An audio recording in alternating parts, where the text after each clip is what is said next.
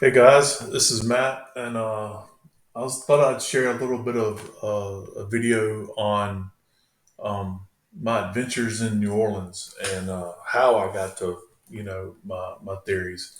I've posted a lot of other theories on my little secret page there on YouTube, but this one's going to be just more about how I got there and how I figured out, what I did and why I did and stuff like that.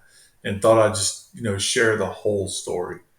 So when I first got into this, and I heard about the secret years and years and years ago, but uh, when I got but recently got into it, like up to 3 years ago or two and a half, however long it's been.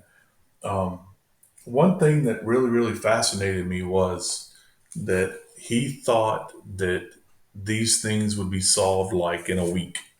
So that kind of told me that there's some kind of weird methodology he's doing, and I was more fascinated with that than where I was on these actual casks and getting one and all that stuff. So there's a guy I work with, and he doesn't look for anything. He just knows of the secret, and even he heard of that before. Like he was like, he said, "Oh yeah, that's the guy that thought it'd be solved in a week," and and I'm like, "Yeah, that's it." And but anyway, so uh, the first puzzle that I started with was New Orleans, and I just I thought it was just a really cool image and I wanted to figure out, my goal was to figure out one. I just wanted to figure out one. And then I would use that maybe with the other ones that were solved to more get a idea of the methodology that Byron was using. And so I focused on New Orleans and I hit the ground running. I was really excited. I was posting anything and everything. And I ended up the first place I ended up was behind the big church in St. Louis Square, or whatever that place is called, and that's when I met Mr. Sparks, and he let me know real quick, do not dig there. Um, that's a cemetery, and I learned real quick, yeah, don't do that, and went on from there and started at these, just looking around other places. And the next place I ended up was Margaret Place Park. And that was more just because um, the clock hands kind of resembled that park in the overview of it, right? And so I went there and I actually, took a trip down there. I have a brother that lives in Baton Rouge, and called him and said, "Hey, let's go down there and play in that park." Right. So we get there and we meet another searcher that was there. She was super cool. But I was really surprised about how dug up around that statue it actually was. So I obviously wasn't the only one that had that idea, but it was really neat. It was a pretty cool little looking memorial, and got to see a little bit of New Orleans on that trip. And but anyway, that was it. So uh, come back home and start playing around on Google Earth again and going down all these different rabbit holes and reading all these other theories on Armstrong Park and Lafayette Square and all that stuff. And so, so one day I got into a rabbit hole on the parades, and everybody knows of Mardi Gras, and that's on TV, and everybody knows about it. Well, but a lot of people didn't know is how many parades New Orleans actually has around the time of Mardi Gras. I mean, there's lots, and they all have different routes, and they're run by different crews and different people.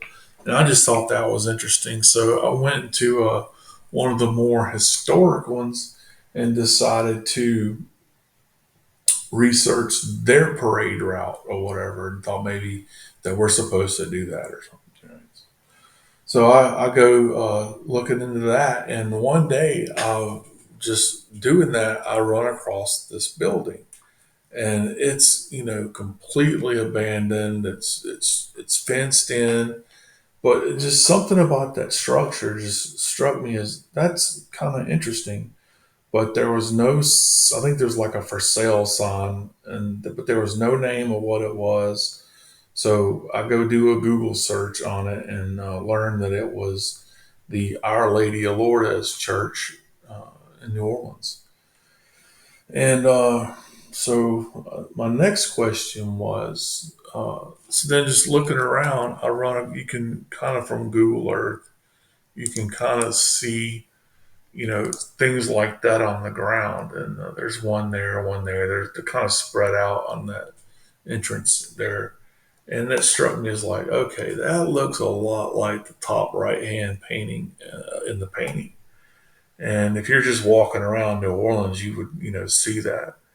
And so I just thought that was interesting. So I get to looking into it some more. So once I learned that the name was Our Lady of Lourdes, I said, okay, well, who is that?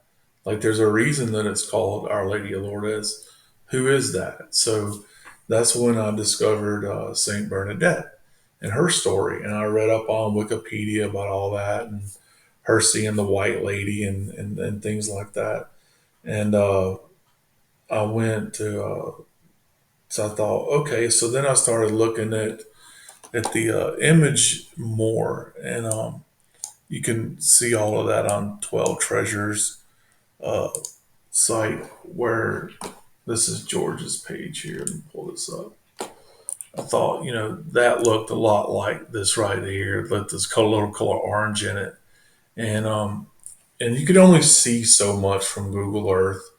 And but I figured out real quick. It's like, okay, when you take that image, like there's a lot of Bernadette story in that image, right? The fact that she's preserved, the fact that this is the exact time she died, and when she saw the White Lady the last time. Um, the clock is stopped in preservation, that it's on zero. And, I didn't come up with all of that immediately. It took time to understand what John was doing. But he's telling Bernadette's story in that image. And then when you come over here, and again, this took time to figure out, but Byron does the same thing over here in pieces. Like he doesn't use the complete verse, but he uses pieces of it to tell a story. And when you put the two together or wed the two, you get more of a whole story. And you can easily say that's the story of that person, right? And but anyway, so let me back up on how I got there to figure out exactly what Byron's methodology was. So, or at least in my, all this is my opinion, but it's just how I see it. And so once I did figured that out, I kind of really looked to church. And if you start at the rectory, there were steps that went down.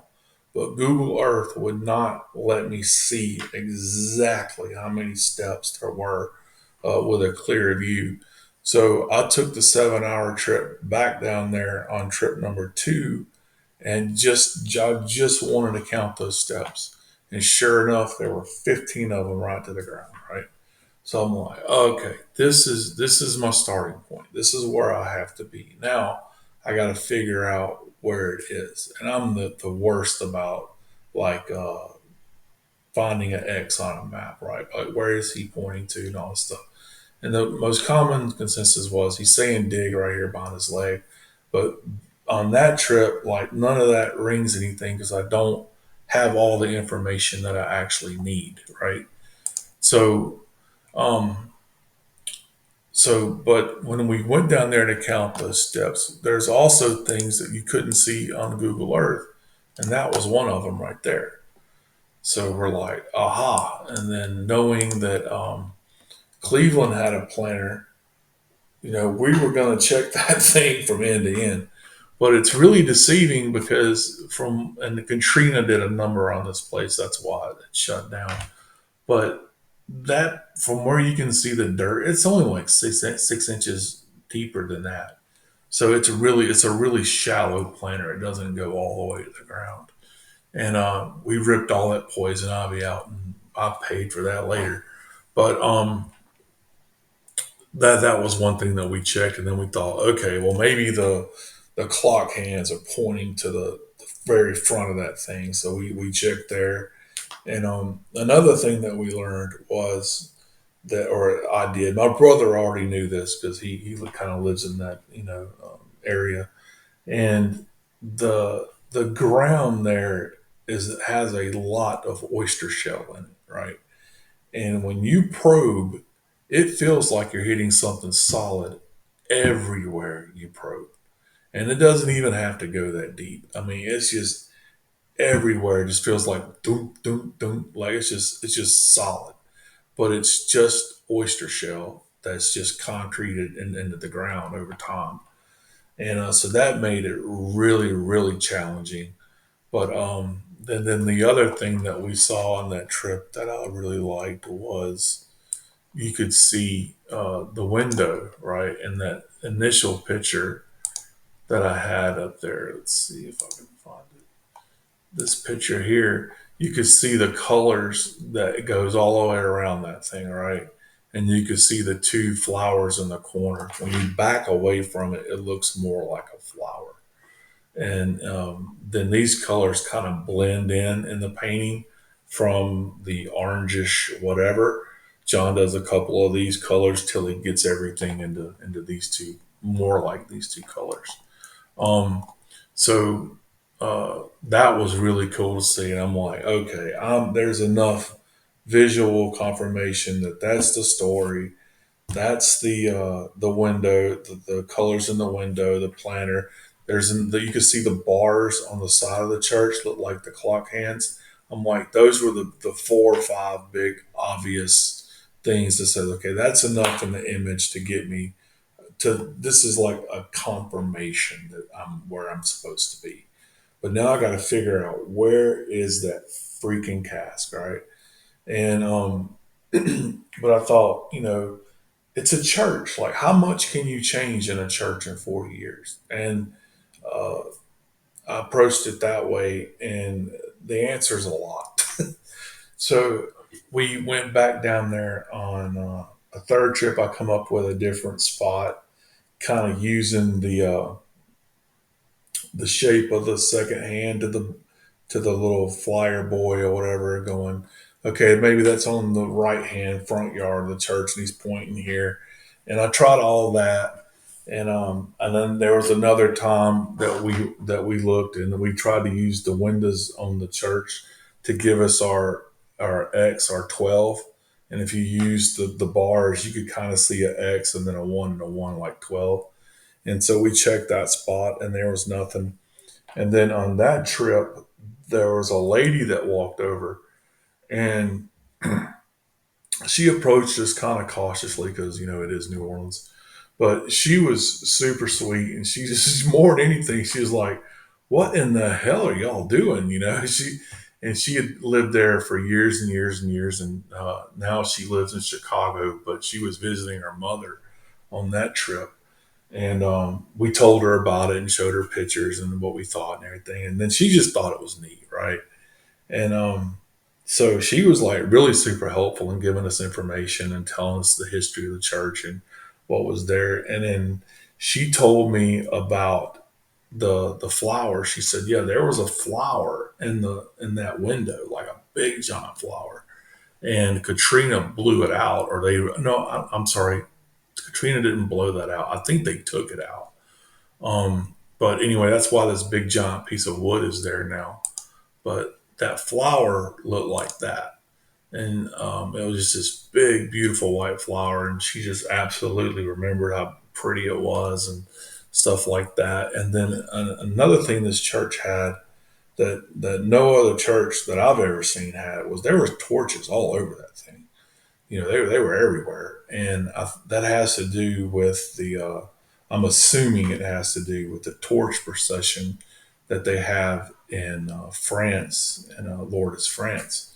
And I think it's in Lourdes. Anyway, uh, they still have processions to this day there, and I learned all about this stuff, and but I still had to find where the cask was. And keep in mind, I had permission to do all of this because the property was for sale, and I just contacted the guy that owned the place, and he gave me, he was super cool about it. He thought it was neat. He gave us the combination to the gate so we could get in there and do what we wanted. And on all these little 4 or 5 trips that I went down there, you'd be amazed at how many people just stop and look at it, or just stop and then talk about it, well, like what it was when they went there and stuff like that. And on one trip, this guy stopped and he said, I mean, he pulled his little car over, and he had a pit bull in the back seat of that thing, and its head was sticking out the window, and it would not shut up. And he he wasn't having it that day. But I was trying to get as much information from that guy because he physically went there, right? And he was a kid there, and he remembers what it was like. And I asked him, and the thing I wanted to know was he had gotten back in his car, but I had to know one thing real quick was that parking lot there in '82, like between the church and the school, and um, his answer was yes, it was. Now around it changed a little bit, but that parking lot was physically there. And so I thought that was interesting. I'm like, okay, well, he definitely didn't bury it under a parking lot, so it's got to be on those church grounds somewhere. So that happened, and while I'm asking that dog was like 8 inches from my left ear, and he was just he was giving me the business, and but I was I was bound and determined to get that information. But yeah, he was super cool, and he told me that, and I think that was like the fourth or fifth trip I went down there. But then it was like the last time I could go there because the property was under contract. It was about to exchange hands. And I keep in mind, I didn't want to you know, dig too big of a hole because I didn't want to make any new owner mad or anything like that. Um, and the current owner was just super nice about it.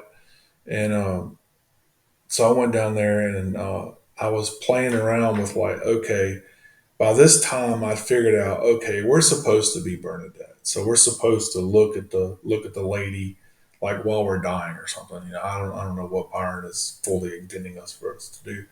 So I was like, okay, so kind of like the eclipse, I think he wanted the sun behind the Mary statue. We see the Mary statue, therefore we see the white lady, just like Bernadette would have in the magical part piece of this puzzle. And so maybe where the shadow lands at that time, like around that day of December the 8th or whatever.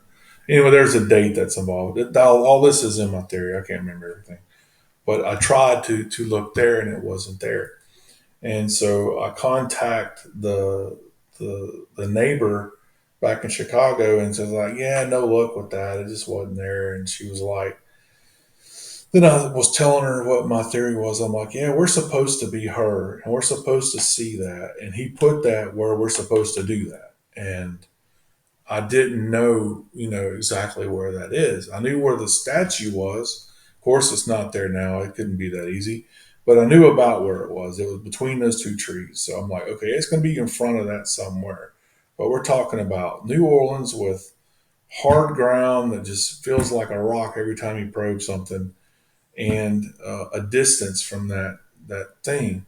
So it wasn't until I got back that I discovered that she told me that she said, yeah, in '82 there would have been a kneeler there, and I was like, okay. And even when she said that, it didn't like initially click, although it probably should have. That's why he's pointing to the back of his leg in the image. That's why he's telling us dig here. We were supposed to be on that kneeler, kneeling looking at the white lady playing Bernadette, right? And that's when it's like it kind of clicked. It's like, okay, he's putting. I thought John was putting, you know, all of the story in the image, and Byron's giving you enough to get where you go.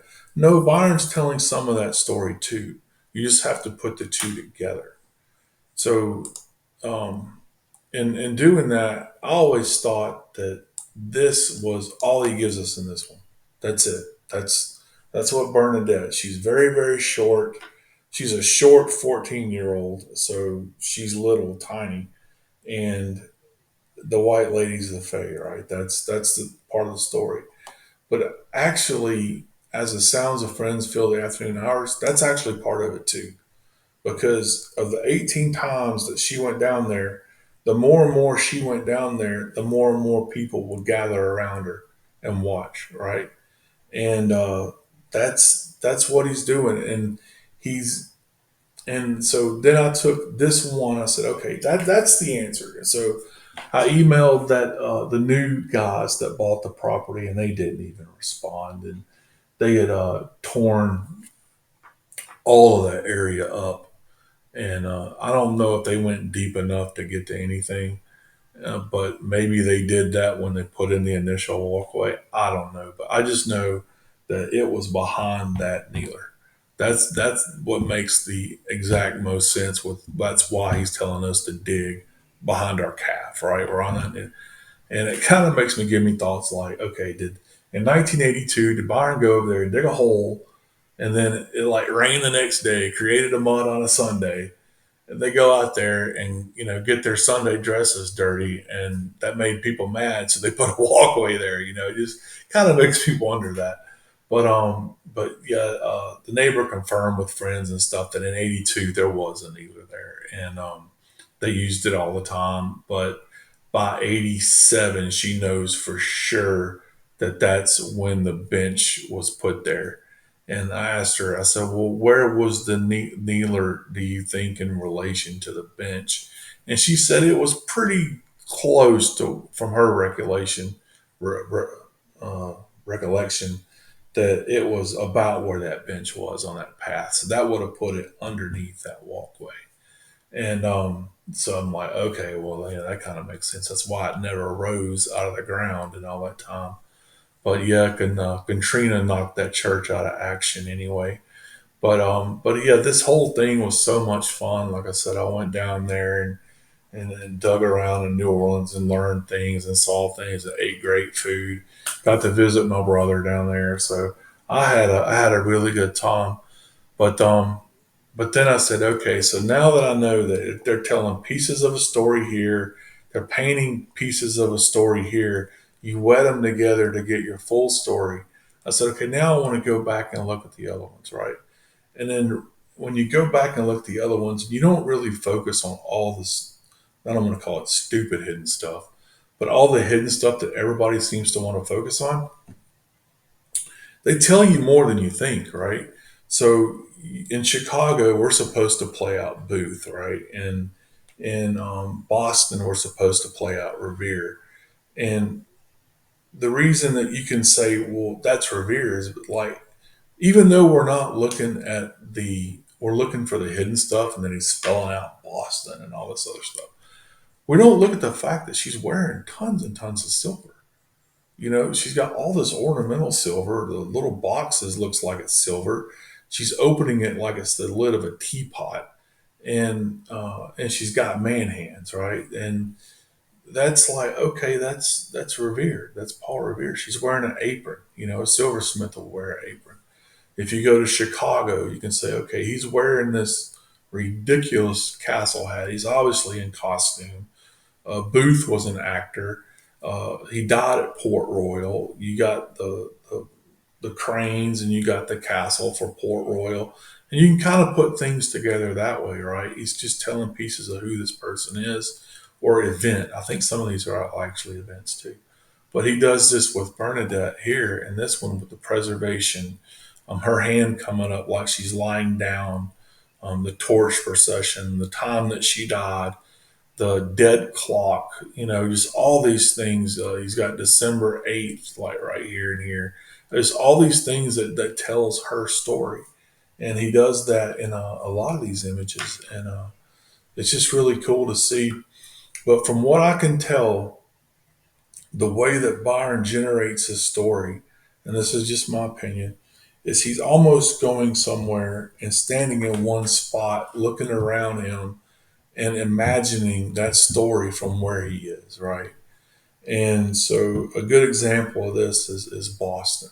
And that's why they say a lot of these you can learn in a library. It's not so much learning about these obscure things that no one's ever heard of, or it's more about people that we already know, but you do have to know them in detail, right?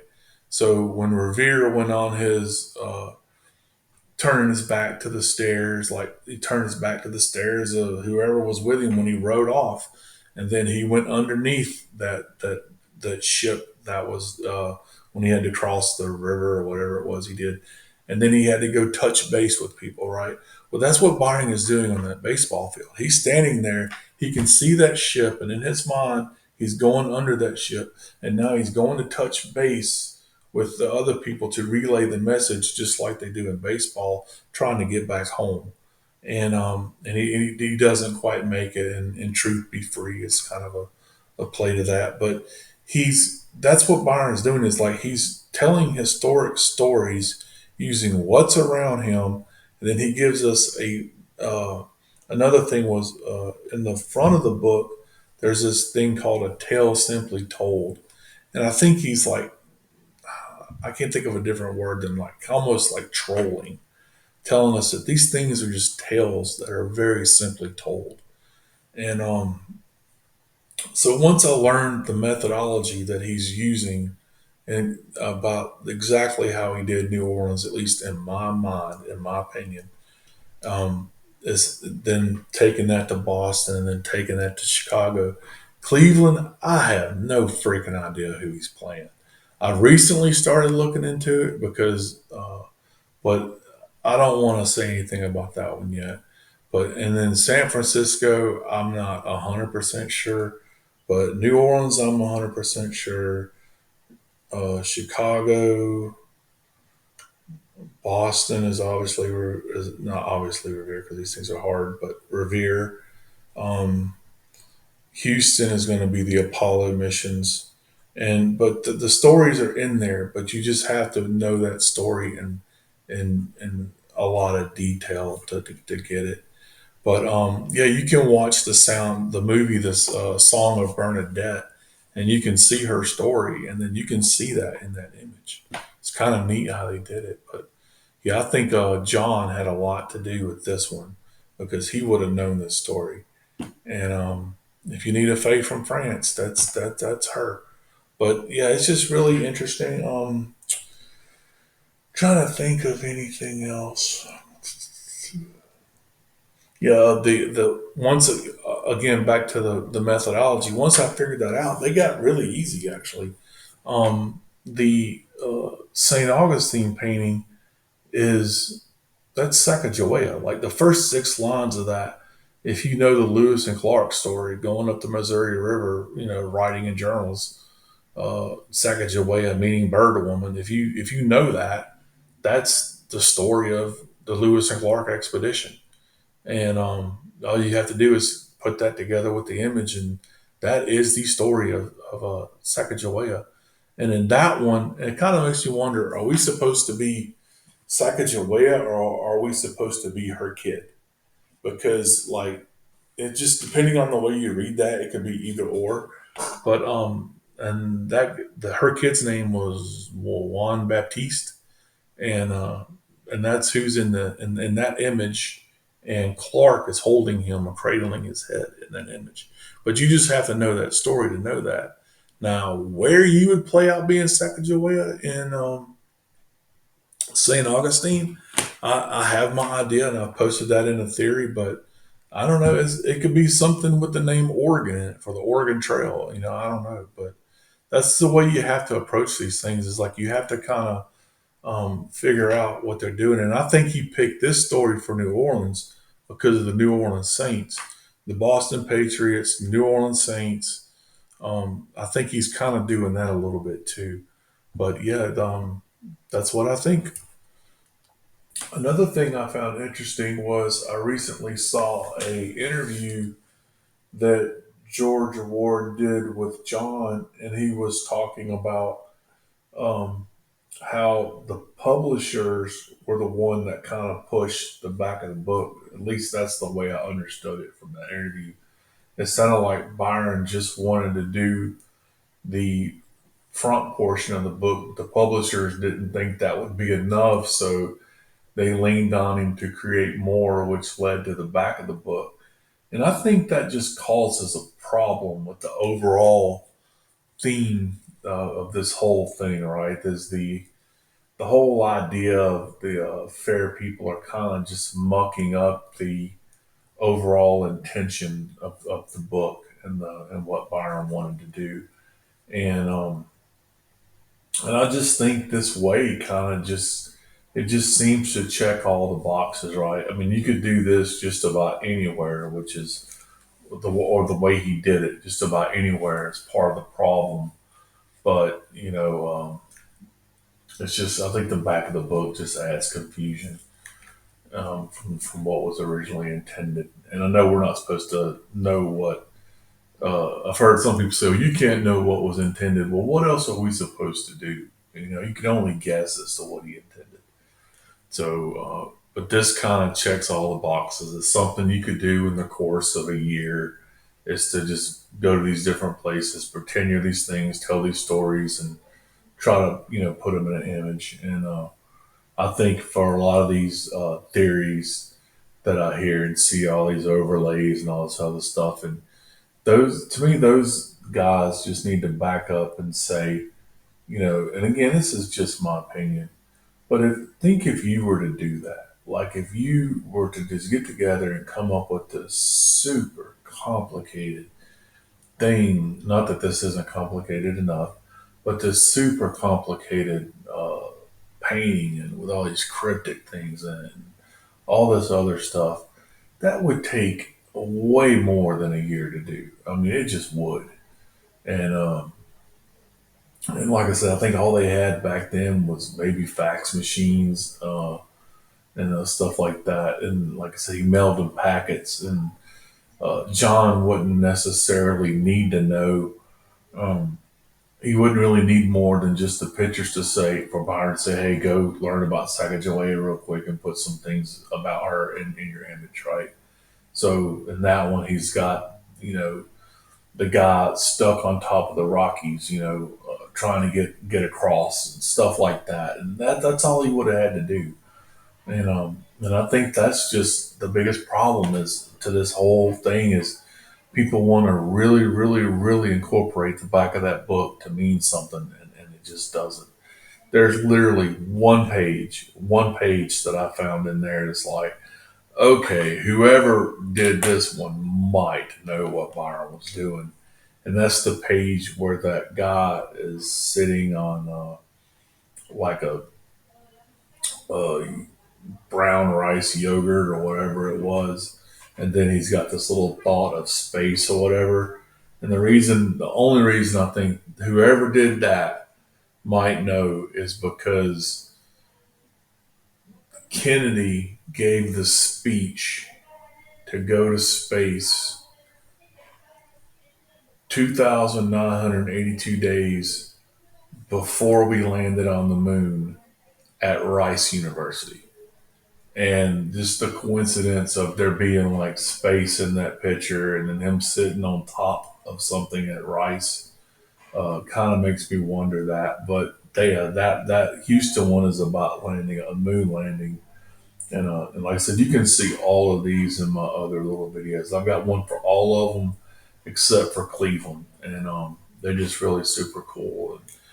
But that's all I got for this video. And like I said, my overall goal was to never really, dig one up. I'd do it if nobody else would, but throughout my little thing, I've relayed all this information on the Facebook page and there for other people to use. And I guess nobody else did, and that's fine. Everybody's got their own little theories, and a lot of people want to take their own path. I just wanted to see somebody holding one of these things with a smile on their face, and that would have done it for me. But yeah, it's I think if you try to keep this methodology, you can figure out the one from San Francisco for sure. That's the one that I don't like.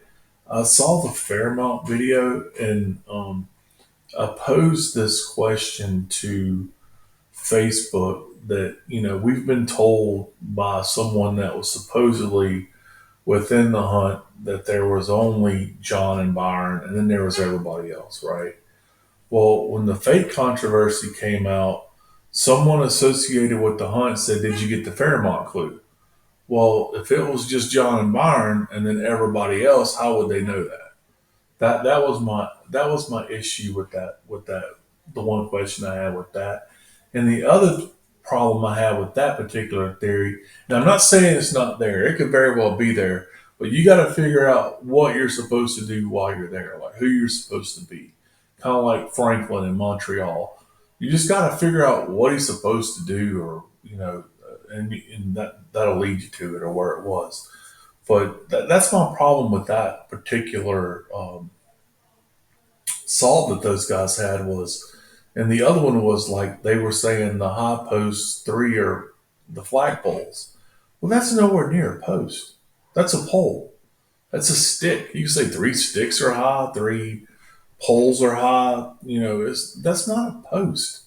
So I'm not sure why they're as confident as they are with that, but it very, like I said, it very well could be, but I just don't think it is. But anyway, but if it is, it's going to be because he was acting out somebody's job at that spot. But and like I said, if you can think about what that job would be or who that person actually is through the and not try to find all the hidden stuff, we might can figure out who those people are supposed to be. I've got my idea. I've got a solve for that. That kind of makes sense to me. But like I said, on that particular solve, I'm like 50ish on. I think it very well could be somewhere else. But uh, breaking the sound barrier is a pretty cool thing to do too. So I just don't know. But yeah, let me know what y'all think if anybody comes up with anything for San Francisco and Cleveland. But there will be a story. There will be a few lines in that one. And I think in Cleveland, it's like the last four lines or whatever. I think that's going to be the story part of that. But I mean, God, seat the columns. I mean, that's really hard to figure out. But anyway, that'll do it for this one. And you guys take care and y'all have a good one. I'll holler at y'all later.